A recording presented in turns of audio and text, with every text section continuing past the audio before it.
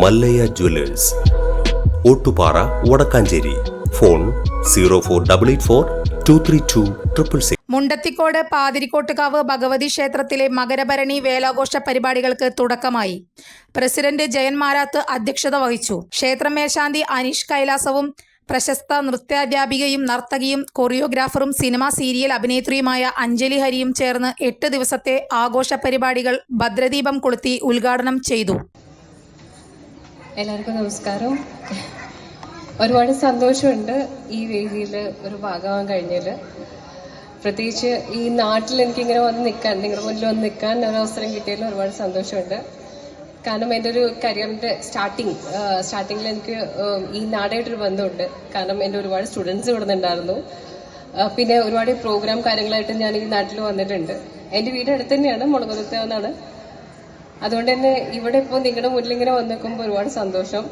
പിന്നെ ഇങ്ങനെ ഒരു കലാപരിപാടികളുടെ ഒരു എന്താ പറയുക തുടക്കത്തിൽ എനിക്കിങ്ങനെ തിരിച്ചടിക്കാൻ പറ്റി. അപ്പോൾ അതിനെല്ലാം സന്തോഷമുണ്ട്.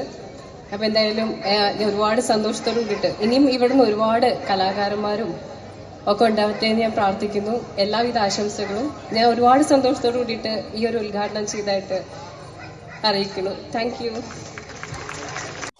ഭരണിവേല 2025 സപ്ലിമെന്റ് മേൽശാന്തി അനീഷ് കൈലാസം അഞ്ജലി ഹരിക്ക് നൽകി പ്രകാശനം ചെയ്തു.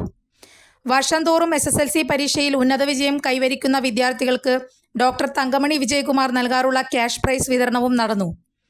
മുണ്ടത്തിക്കോട് കുട്ടിനാടക സംഘത്തിന്റെ സ്നേഹവീട് എന്ന നാടകവും തുടർന്ന് കലാപരിപാടികളും നടന്നു.